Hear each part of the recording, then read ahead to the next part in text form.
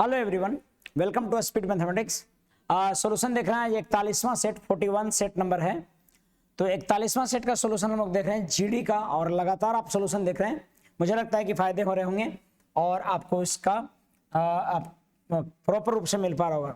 सवाल पहला है, सवाल पहला में आप लोग मिला रहे होंगे तो आंसर चिल्ला रहे होंगे कि ये सर गलत है। बिल्कुल गलत है। ये यहाँ पर बना के देखिएगा आप, कितना 400 लेकर देखिएगा तो मुझे लगता है कि 24/400 कट जाएगा और उसके बाद से आंसर आपको आ जाएंगे। इसमें कोई जान नहीं है, तो ये आप अपने से बना के देखिए। मैं बढ़ता हूं अगले सवाल की तरफ। क्वेश्चन गलत है इसलिए आपको गलती हुआ, तो आगे बढ़ते हैं। सवाल 42 दे रखा है, कह रहा है कि 3 खिलौने समान प्रकार के 4 खिलौने के क्रय मूल्य पर बेचे जाते हैं। 3 खिलौने बेचे गए 4 खिलौने के क्रय मूल्य पर, तो 3 खिलौने के एसपी बराबर 4 खिलौने के क्रय मूल्य। तो एसपी और क्रय मूल्य का अनुपात यानी कि एसपी और सीपी का अनुपात 4:3 हो जाएगा। 3 रुपये वाला सामान को 4 में बेचता है, यानी कि 1 फायदा और 1 फायदा 3 में, तो प्रतिशत फायदा निकालेंगे तो प्रॉफिट परसेंट बराबर हो जाएगा आपको 33.1/3%। चूंकि 1/3 का मतलब होता है 33.1/3%। आंसर कौन सा? बॉल। मुझे लगता है कि बात समझ में आया होगा। अगला प्रश्न, जब भी कहे कि इतना क्रय मूल्य का इतना विक्रय मूल्य के बराबर, तो डायरेक्ट निकालिए सवाल। अगले प्रश्न की तरफ। अगला प्रश्न कह रहा है कि एबीसी अलग अलग एक काम को समाप्त करने में 20, 30 और 60 दिन का समय लेते हैं। एबीसी अलग अलग किसी काम को करने में 20 दिन, 30 दिन और 60 दिन का समय लेते हैं। एक काम करना शुरू करते हैं, हर तीसरे दिन बी और सी दोनों सहायता करते हैं। एलसीएम आपका 60 ले लीजिए। 20 3 60, 30 दूना 60, 60 एकम 60। यानी कि एक काम हर दिन शुरू करता है, हर दिन करता है ए, और हर तीसरे दिन बी और सी आ जाते हैं, यानी कि ए बी सी आ जाते हैं। फिर से ए और फिर ए और ए बी सी फिर से आ जाते हैं। तो मुझे लगता है कि ये बात समझ में आ रहा होगा। ए कर रहा है आपको प्रतिदिन कितना, 3 काम, बी 3 काम, और तीसरा दिन तीनों आ जाएंगे, तो अब दोनों आ जाएंगे वो दोनों, तो 3 2 5 और 1 6 काम के हिसाब से होगा। यानी कि आप देख रहे होंगे कि 3 3 6 3 6 6 12 काम करने में उसे 3 दिन लग रहे हैं। तो 60 काम करने में कितने दिन लगेंगे? 60 काम करने में यानी 5 12 25 60, तो 5 15 दिन लग जाएंगे। यानी कि आंसर हो जाएगा इसका 15 दिन। बॉल। मुझे लगता है कि बात आपको समझ में आया होगा। अगले प्रश्न की तरफ बढ़ते हैं। एक आयत बनाने के लिए 5 बराबर वर्गों की अगल बगल रखा गया है और जिसका परिमाप 3000 है। जिसका किससे रिलेटेड है भाई? जिसका आयत बन से रिलेटेड है, यानी कि आयत का परिमाप दिल है, आयत का परिमाप दिल है 3000। तो आयत कैसे बना होगा? 5 वर्ग रखे गए हैं अगल बगल, आजू बाजू। मैं 5 वर्ग बनाता हूं। 5 वर्ग ऐसे बने हैं, एक वर्ग ये है और एक वर्ग ऐसा, फिर एक वर्ग ऐसा, 3 हो गए, फिर एक वर्ग ऐसा उतना ही लेंथ वाला, और फिर एक वर्ग ऐसा।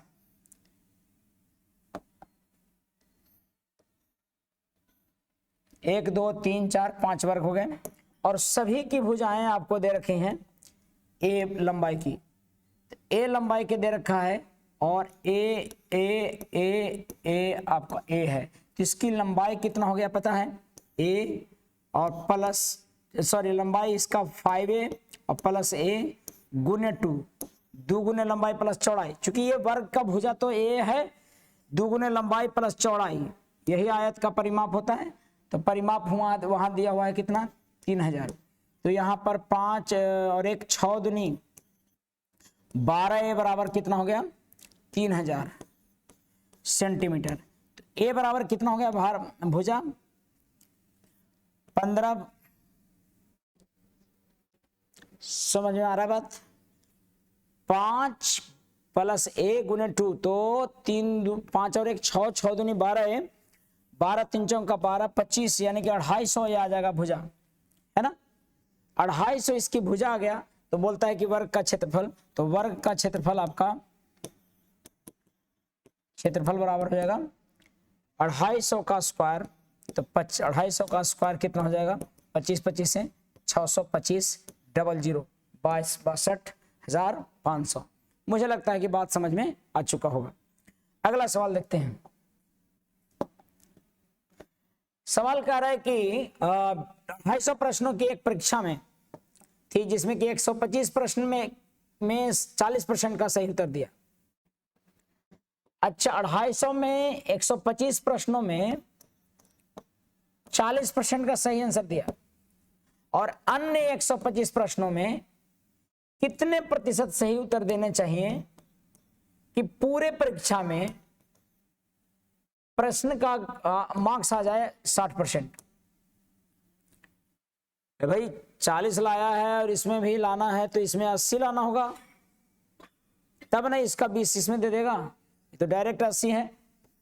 नहीं समझ में आता है तो ऐसे कीजिए, अनुपात निकाल दीजिए, काट के एक एक ले लीजिए, यहाँ 2 हो जाएगा और गुना कर दीजिए, यानी कि 60 दूनी 120 लाना है, और 1 गुने एक सर आ गया है इसमें, और इधर 40 गुने 1 यानी 40 आ गया है, तो 1 बराबर 80 लाना होगा, इसका 80 लाना होगा, यानी 80% आंसर लाने हैं। मुझे लगता है अगले प्रश्न की तरफ बढ़ना चाहिए।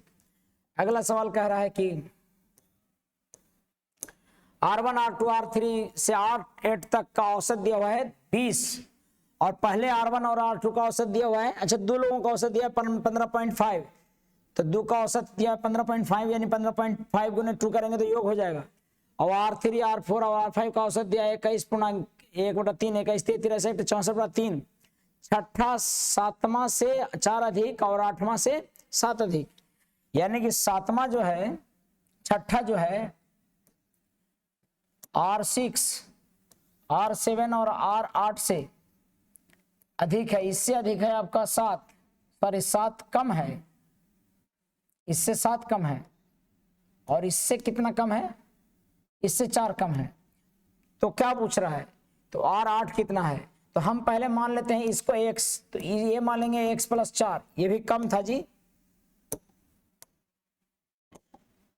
तो इसको मानना होगा x + 7, ठीक है, ऐसा मानना होगा। और मुझे दे रखा है कि भैया सभी का औसत 20 दिया हुआ है, तो सभी का औसत, सभी आपको 20 दिए हुए हैं, तो 20 गुने कितने थे, 8 थे ना, 20 8 160 होगा, और 2 को क्या औसत 15.5 दिया हुआ है, 2 का औसत के यानी कि दोनों का औसत योग निकालेंगे तो औसत में 2 से गुना कर देंगे। फिर बाकी का औसत, 3 का औसत 21 63 64/3 का 3 संख्याओं का औसत है, और बाकी फिर वही है x + 4 और फिर आपका x + 7, यही है।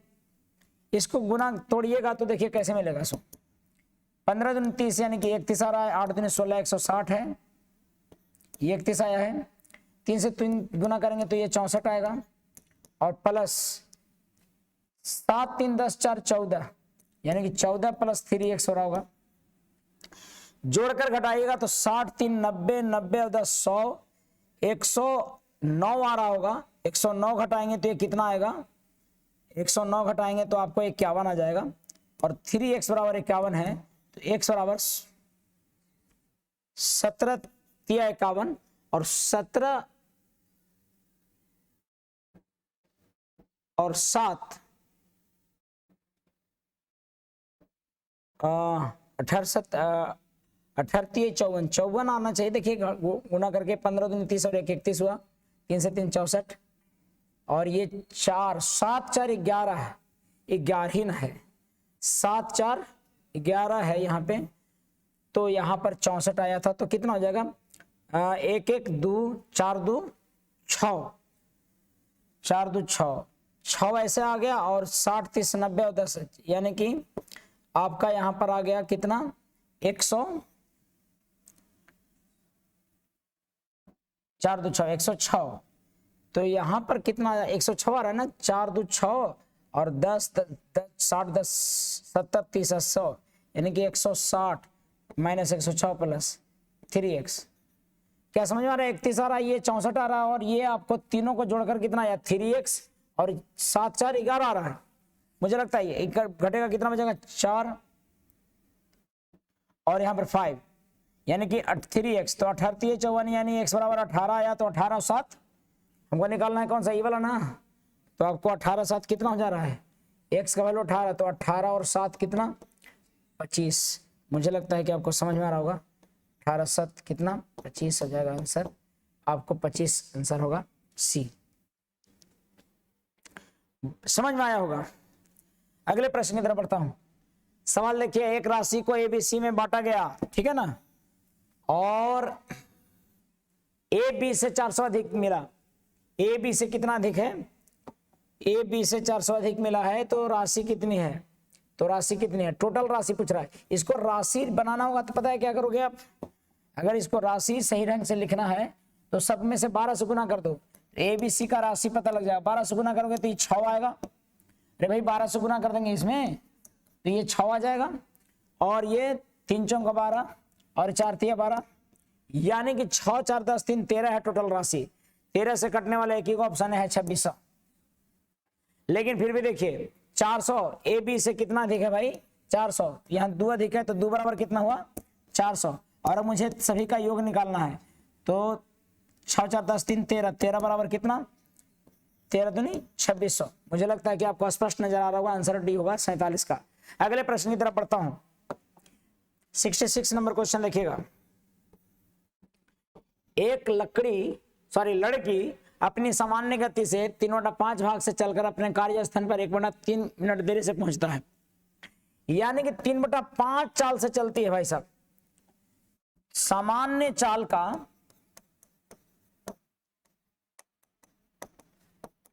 3/5 चाल से चलती है,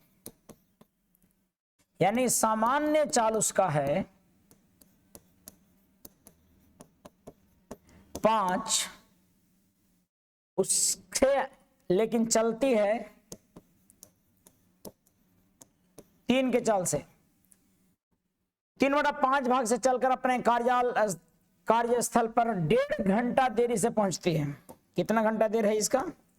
1.5 घंटा देर है, तो 3/2 घंटा लिख सकते हैं इसको। यह स्पीड है इसका, लेकिन टाइम का अनुपात क्या होगा? सामान्य चाल 5 है तो अब चाल कितना है? अब चाल इसका 3 है, लेकिन यदि समय निकालेंगे तो समय उल्टा होता है इसका। यहां पर देख रहे हैं कि 2 विलंब से पहुंच रहा है, 2 देर हो रहा है। यहां पर देखिए 3 लगता था पहले, 5 लगता है, यानी 2 देर हो रहा होगा। और यहां देर कितना हो रहा होगा? 3/2, यानी कि आप कह सकते हो ना कि 2 है सो 3/2 घंटा है। तो सामान्य समय कितना है? सामान्य समय आपका 3 देखिए यहां पर दिया हुआ है, तो 3 तिहाई 9/4 हो जाएगा। 3 तिहाई 9/4, 9/4 का मतलब 4 दूनी 8 और 15 चौका 60, यानी कि 2 घंटा 15 मिनट इसका आंसर होगा। इसको मिनट में बदलिएगा तो 4 दूनी 8, 2 घंटा तो ऐसे हो गया। 1/4 घंटा का मतलब 15 मिनट। तो यहां पर समझना है कि चाल से समय निकालिए, समय का तुलना समय से कर दीजिए, और वास्तविक समय बोल रहा है सामान्य समय, तो 3 सामान्य चाल से। सवाल देखिएगा अगला। क्वेश्चन कह रहा है कि भाई साहब 11 अंकों की संख्या है, आप इसको बताइए हमको। 11 अंकों की संख्या कौन है? 5 4 6 7 8 9 x 5 3 1 y। सबसे पहले 88 से अगर भागा देना है तो आपको यह सोचना चाहिए कि 88 बना है 11 गुने 8 से, और 8 से डिविजिबिलिटी है 11 से डिविजिबिलिटी। 8 की डिविजिबिलिटी है कि अंतिम 3 अंक कटने चाहिए, तो अंतिम 3 अंक कटने चाहिए, तो 3 1 y है, ये 8 से कटना चाहिए। अगर 8 से कटना चाहिए तो 8 चौका 32, 8 3 की 24 लगना चाहिए, और यहाँ पर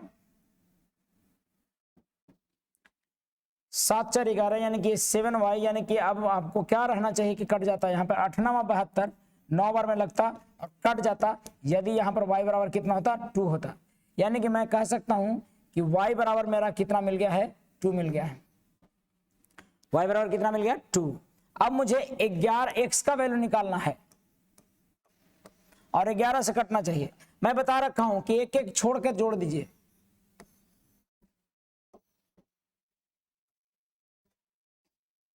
एक एक छोड़कर जोड़िए। ग्रीन वाला में जोड़ 7 4 11, 11 9 20, 20 5 25 माइनस 25 प्लस 1 26। बाकी जो छूटा हुआ है उसका योगफल 6 5 11 8 19, 19 प्लस x 19 प्लस x और 19 और 3 22, 22 और 2 24, तो 24 प्लस x हुआ। 3 2 5 5 8 5 13 13 और 11 13 11 24, ये दोनों का अंतर जो आना चाहिए वो 11 से कटने वाला आना चाहिए। इन दोनों का अंतर कितना आना चाहिए? 11 से कटने वाला आना चाहिए।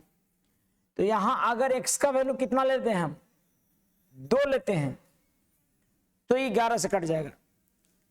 या फिर x का वैल्यू 2 ही लेना होगा आपको, तो y का भी वैल्यू 2 आ रहा है और x का भी वैल्यू 2 आ रहा है, y का भी वैल्यू 2 आ रहा है और x का भी वैल्यू कितना आ रहा है? 2 आ रहा है। आंसर इसलिए इसका आ जाएगा। अगर आपको सेट में गलती करवाया गया और 2 करवाया गया होगा तो गलत बात है। यहां पर 2 - 2 कितना होना चाहिए? 0। आंसर इसका डॉग हो जाएगा। क्लियर है मामला?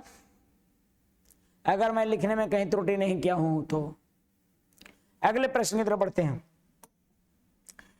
ये सिंप्लीफिकेशन है और मुझे लगता है कि ये सिंप्लीफिकेशन आपसे बनने चाहिए, क्योंकि मैं देख रहा हूं कि हर दिन दे रहा है और आप लोगों का प्रैक्टिस बेहतरीन हो गया है। तो 7 × 6 = 42, 7 × 9 = 14 और 6 20 बटा कितना?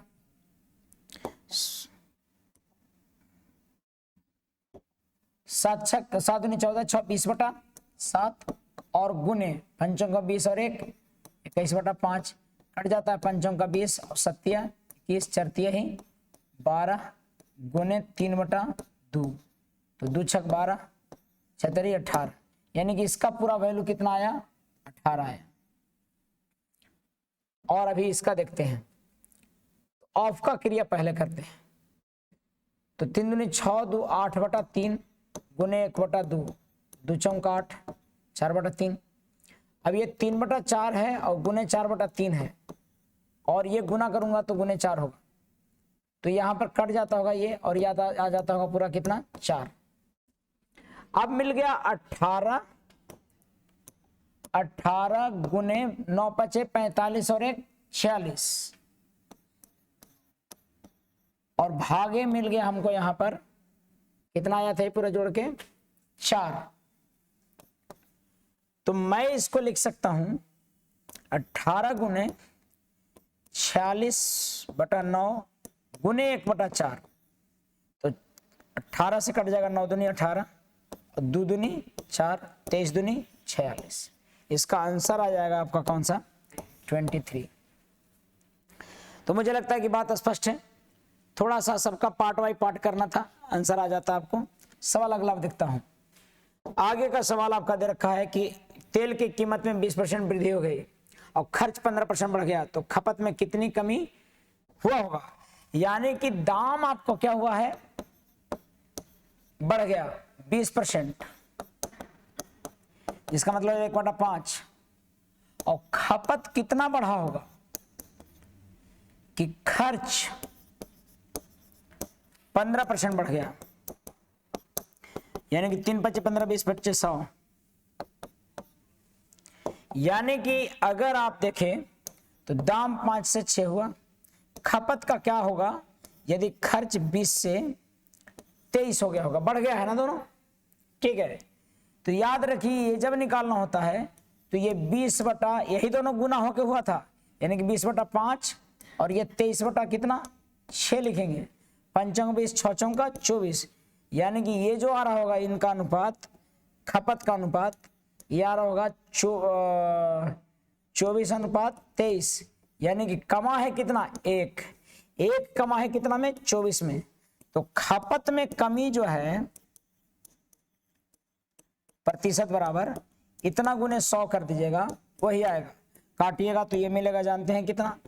6 × 24 25 × 100 6 × 24 4.1/6% होगा, जो भी आंसर आप टिक आउट कर दीजिएगा। कमी वाला याद रखें, 6.1/4 कमी हुआ है। आंसर सी, सॉरी 4.1/6 लगता है, मैं गलत लिख रहा हूं। ए आंसर हो। क्लियर है?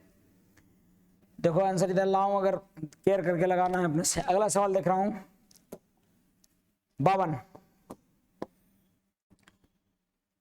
कोई धनराशि x 3 वर्ष में इतना हो जाती है और 7 वर्ष में इतना हो जाती है, तो x का मान ज्ञात करें। ठीक है, x का मान ज्ञात करते हैं। क्या हो रहा है भाई, साधारण ब्याज की दर से क्या हो रहा है, ये साधारण ब्याज की दर से 3 वर्ष में हो जा रहा है 10,483 रुपया और 7 वर्ष में हो जा रहा है ये 12,727 रुपया। यानी कि आप देख सकते हैं कि 4 वर्ष में हो रहा है कितना, घटा दीजिए इसमें से, यहाँ 4 3 7 4 8 4 12 2 और 2 2244, 4 वर्ष में 2244। तो 1 वर्ष में कितना, 5 का 20, 5 6 4 5 20, 4 6 24 और 4 एकम 4, 561 रुपया। ठीक है, 1 साल में इतना, तो 3 वर्ष में कितना, 3 6 18 5 15 1683 रुपया। यही 1600 रुपये 83 रुपया में साधारण ब्याज आ रहा है कै साल में।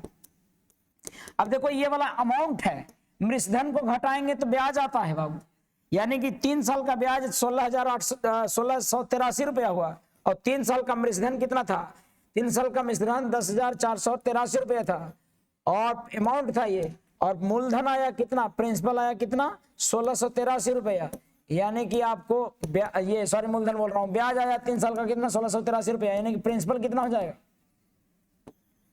घटाएंगे तो ये 8814 814 8800 रुपया हो जाएगा। आप जो भी 8800 जो ऑप्शन में होगा आंसर हो जाएगा। मैं देख लेता हूं कौन सा है, 8800 आपका है बी ऑप्शन में, आंसर हो जाएगा बी।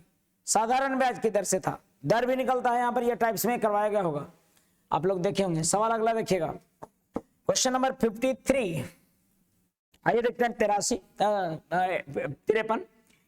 यदि 10 आदमी एक काम को 10 घंटे करके एक काम को 12 दिन में पूरा करता है, 10 आदमी 10 घंटे काम करके एक काम को 12 दिन में करता है, 10 आदमी 10 घंटे प्रतिदिन काम करके 12 दिनों में करता है, उसी काम को 14 आदमी रोजाना 6 घंटे काम करके कितने दिन में करेगा। मुझे लगता है कि इससे आसान सवाल नहीं होगा, आ जाता होगा 7 दूनी 14, 2 बार में कट गया, 6 दूनी 12 से 12 कट गया, यानी कि x बराबर 10 आंसर आ जाता होगा। ठीक है, तो 10 दिन में पूरा कर सकता है, यही आंसर आया। प्रश्न संख्या 53 के बाद 54 देखिएगा। 54 में सिंप्लीफिकेशन का क्वेश्चन फिर से दे दिया है, डेसिमल का है। आपको पता है प्रतिशत का मतलब क्या होगा, प्रतिशत का मतलब क्या होता है 1/100, यानी कि 0.808, तो 8/100 तो हो गया पॉइंट के बदले, और प्रतिशत का मतलब होता है 1/100, ऑफ का मतलब गुना, 8/1000 तो हो गया पॉइंट के बदले, और प्रतिशत का मतलब हो गया 1/100 और गुने 8 बटा 1/9। ठीक है, अब जरा सा ध्यान दीजिएगा, 3 4 3 7 2 9, यानी कि 10 के पावर 9 है। ठीक है, और 2 के पावर 3, यानी कि 2 के पावर भी यहां पर 9 है। क्यों ऐसा, क्योंकि ये इसमें 3 बार 2 है, 3 बार 2 3 बार 2 3 3 6 और 6 3 यहां पर, इसलिए ये करेंगे तो 2 बटा कितना, ये 1/9 करेंगे तो ये 2/10 आ जाएगा, 2/10 को लिखते हैं 0.2, आंसर इसका हो जाता होगा बॉल। आप सब लोग समझ रहे होंगे। सवाल अगला देखते हैं 54 के बाद 55। यदि एक समबाहु त्रिभुज की प्रत्येक भुजा 12 सेंटीमीटर है तो शीर्षलंब कितना होता है। समबाहु त्रिभुज की प्रत्येक भुजा कितना है 12 सेंटीमीटर का, तो हमें शीर्षलंब ढूंढ रहा है। समबाहु त्रिभुज का शीर्षलंब पता है, हमें पता है कि किसी भी त्रिभुज का इन रेडियस अंतःवृत्त की त्रिज्या, सर्कम रेडियस और मेडियन या मतलब ऊंचाई एक ही बात है, हाइट और साइड का अनुपात होता है कितना 1 2 3 2√3। याद रखिएगा कितना होता है 1 2 3 2√3। किसका अंतःवृत्त त्रिज्या, अंदर में वृत्त होता है उसका त्रिज्या, बाहर में वृत्त होता है उसका त्रिज्या, ये दुगुना होता है, और माध्यिका 3 गुना होता है, इन दोनों के जोड़ के बराबर होता है। यह माध्यिका या ऊंचाई इसका जो कह रहे हैं ये वाला h, और साइड होता है 2√3। यहाँ पर साइड कितना दिया है 12 है, तो 2√3 को कहेंगे कि ये 12 सेंटीमीटर है, क्योंकि साइड मेरे अनुसार 2√3 है। स्पीड मैथमेटिक्स कोचिंग इंस्टीट्यूट, समझ में आ रहा बात, 2√3 बराबर 12, इसी से बनाया गया है। अब आपको मीडियन निकालना है, यानी कि हाइट निकालना है, तो हाइट के लिए क्या रखिएगा 3 रखिएगा, 3 रखेंगे तो कट पीट के जो भी आएगा सो आंसर हो जाएगा। 2 छक 12 और रूट 3 से 3 रूट 3 बार में, तो 6 रूट 3 आंसर आ जाएगा इसका। आंसर कौन सा? सी। 55 क्वेश्चन के बाद ये वाला याद रखना जरूरी है। 56 क्वेश्चन नंबर की तरफ बढ़ते हैं। डीआई का सवाल है ये, डायग्राम पढ़िए। 2006 वर्ष में बिक्री की तुलना में, अच्छा क्वेश्चन कर रहा था फॉलोइंग, फलाना चलाना दे रखा है, सेल्स करोड़ में दिया हुआ है और ईयर दिया हुआ है, कितना बिक्री हुआ है, किस चीज की बिक्री है भाई साहब? ये बिक्री है, कोई पता नहीं। The following annual sale figure of the company during the year 2001 से 10 तक के। कह रहा है क्या सवाल कि 2006 से 8 में बिक्री में कितने प्रतिशत की कमी हुआ है? 6 से 8 में बिक्री में कितने परसेंट से कमी हुआ है? 6 में बिक्री की तुलना में वर्ष 8 में, 6 में बिक्री की तुलना में 8 में कितना कमी हुआ है? तो 6 में कितना? 56 क्वेश्चन नंबर देखिए बना रहा है। 6 में कितना बिक्री हुआ? 6 में देखिए ये है और 8 में आपका ये है। तो 6 में 6 था और 8 में 5 है, तो 6 से 5 हुआ, तो कितना कमा? 1 कमा। 1 कमा 6 में तो कितना परसेंट कमा? 16.2/3% कमा। 6 में 1 कमाना यानी 16.2/3% कमाना। मुझे लगता है कि इसका आंसर 16.2/3% सी हो जाएगा। अगला सवाल देता है क्या? कहता है 2002 में बिक्री का वर्ष 2007 में बिक्री के साथ अनुपात।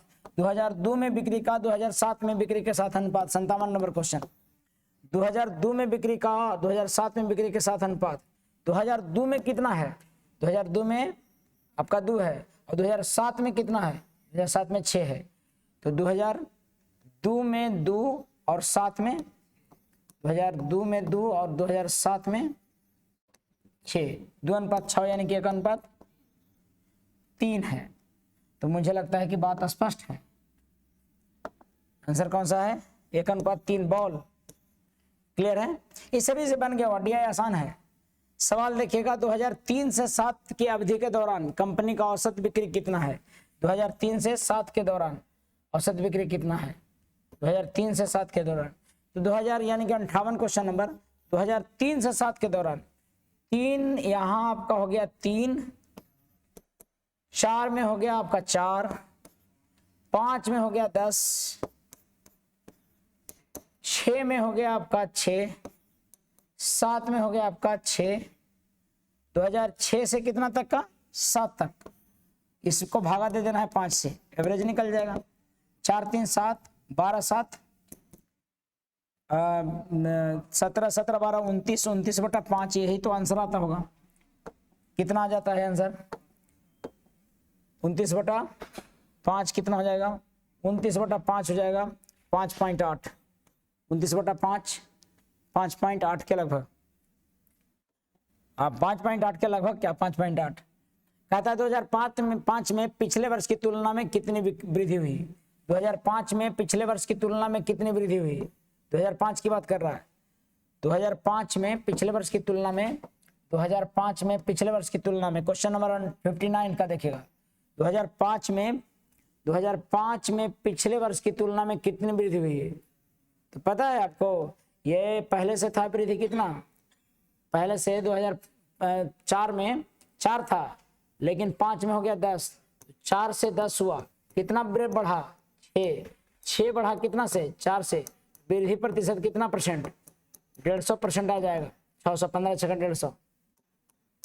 और एक लास्ट आपका 60 क्वेश्चन नंबर।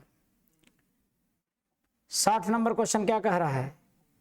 2005 से 8 तक की कुल बिक्री कितनी है? 2005 से 8 तक की कुल बिक्री कितनी है? तो निकाल लीजिए कैलकुलेट करके, कुल बिक्री कितनी है? 5 से 8 तक की कुल बिक्री कितनी है? 5 से 8 तक की, तो 160 का 5 से 8 तक की, 5 यहाँ है, 10 प्लस 6 में 6, 7 में 6 और 8 में 5, तो 6 6 12 5 17, यानी कि 6 6 12 5 17 और 10 27 करोड़ है। कितना करोड़ है? करोड़ है 27 करोड़। ऑप्शन में कोई है 27 करोड़? आप आंसर है अगर 27 तो आंसर मारिए। मुझे लगता है कि बातें बिल्कुल स्पष्ट हुई हैं। और आज भर इतना ही। बहुत बहुत धन्यवाद। जय हिंद, जय भारत।